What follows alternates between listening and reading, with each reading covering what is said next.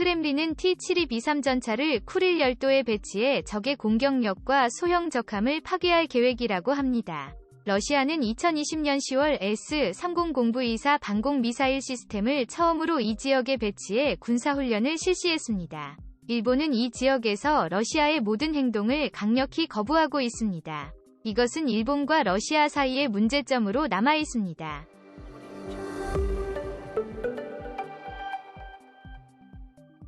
러시아 정부는 러시아의 남쿠릴 열도 개발에 대한 일본의 최근 신경질적인 반응에 대해 가혹하게 대응했습니다. 러시아의 쿠릴 열도 개발 노력에 대한 일본의 민감한 반응은 러시아와 일본 간의 평화협정 협상을 촉진시키지 못했다고 라브로프 러시아 외무장관이 말했습니다. 그것은 우리가 그곳에서 훈련을 하거나 이 지역에서 우리의 방어를 강화하거나 러시아 정부 관리들이 4개의 섬 중 하나 또는 그들 모두를 방문할 때 일어납니다.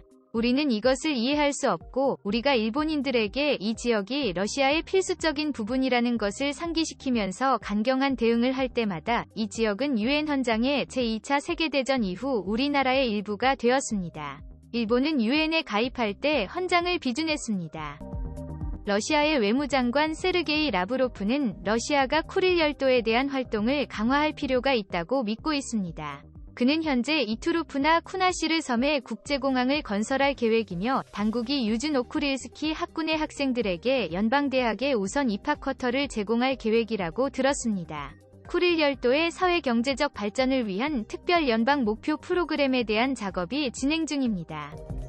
모스크바와 도쿄는 수십 년 동안 제2차 세계대전의 후속 조치로 평화협정을 체결하기 위한 협의를 진행해왔습니다. 남북 쿠릴 열도 문제는 여전히 주요 걸림돌로 남아 있습니다.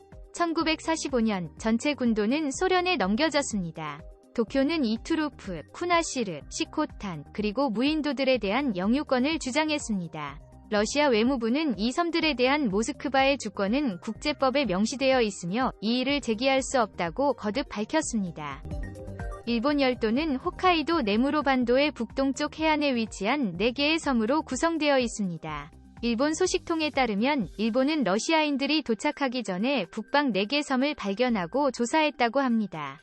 소련군은 1945년 8월 이 지역에 상륙했는데 이는 일본 대표단이 미주리오 선상에서 항복선언서에 서명하기 불과 5일 전이었습니다. 적군이 출발하기 수개월 전에 연합군이 작성한 얄타 협정은 추축국에 대항하여 태평양 전쟁에 참전하는 대가로 이 군도를 모스크바에 주기로 약속했습니다. 하지만 그 이후로 일본은 북방 영토라고 부르는 최남단 4개 섬이 2차 세계대전 당시의 조약에 포함되지 않았다고 주장하며 협정 조건을 뒤집으려고 노력했습니다. 일본 정부는 이 문서들에서 설명된 바와 같이 이전의 쿠릴족의 일부로 여겨지지 않았으므로 일본 지배하에 반환되어야 한다고 주장하고 있습니다. 크렘린은 T-72B3 전차를 쿠릴 열도에 배치해 적의 공격력과 소형 적함을 파괴할 계획이라고 합니다. 러시아는 2020년 10월 S-300924 방공 미사일 시스템을 처음으로 이 지역에 배치해 군사훈련을 실시했습니다. 비록 아무도 일본이 이 섬을 침략할 것이라고 예상하지 않지만 모스크바는 일본이 이 섬을 양도할 의도가 없다는 것을 보여주고 싶어합니다. 이미 수천 명의 미군이 일본에 주둔하고 있는 상황에서 러시아와 일본이 영토 분쟁을 해결하면 미국이 쿠릴 열도에 해군 기지를 건설할 수 있을 것이라고 추측하는 것은 러시아 분석가들을 넘어선 일이 아니다. 이러한 교착 상태는 수년간 일본과 러시아 관계의 골칫거리였습니다. 일본의 우익운동가들과 논평가들에게 있어 이 섬들의 지위는 국가적 자부심의 문제이며 이 섬이 전쟁 이후 잃은 모든 것을 완전히 회복하지 못했다는 것을 보여주는 징조입니다. 하지만 이러한 견해는 보편적이지 않으며 2019년에 실시된 설문조사에서 일본 국민의 44%만이 섬이 반환되는 것에 찬성한다고 답했으며 3명 중 1명만이 4명 모두를 자국의 통제하에 되돌려 놓았습니다.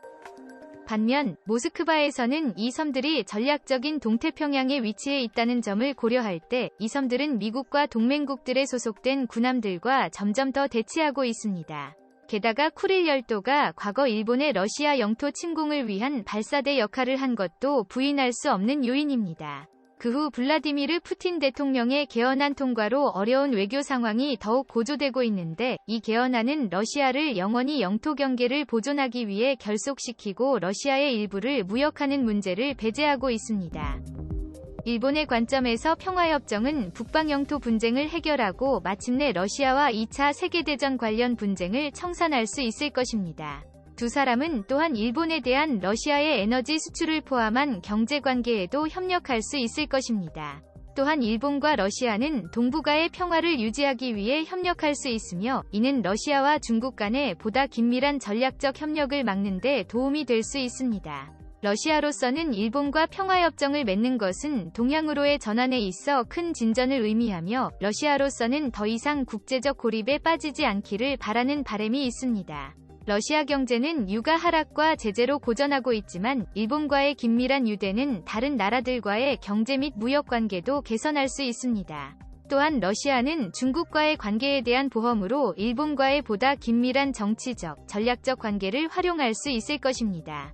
중국과 러시아는 관계를 개선하고 있을 수 있지만, 러시아가 중국이 계속 주니어 파트너로 여길 수는 없습니다. 러시아도 중국을 전적으로 신뢰한 적이 없습니다. 이제 양측이 합의에 근접할 수 있다는 희망이 있습니다. 현상에 만족하고 있는 크렘린은 수년 동안 화해할 것을 추진해왔습니다.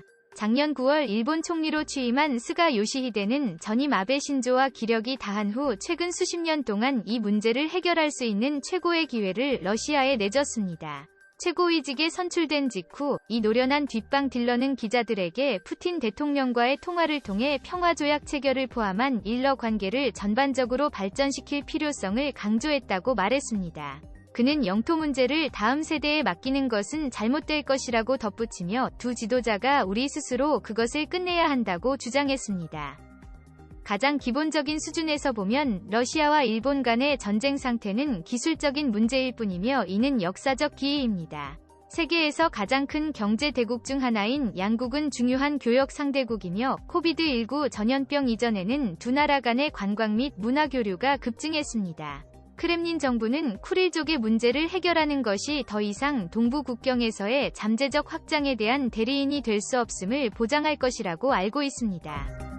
일본 역시도 다른 곳에서는 실질적인 양보 없이 이 섬들을 포기하지는 않을 것 같습니다. 최우선 순위는 제쳐두고 일반 대중들로부터 분명히 반감을 갖고 있기 때문에 이 토론을 계속 유지하려는 사람들은 분명히 소수입니다.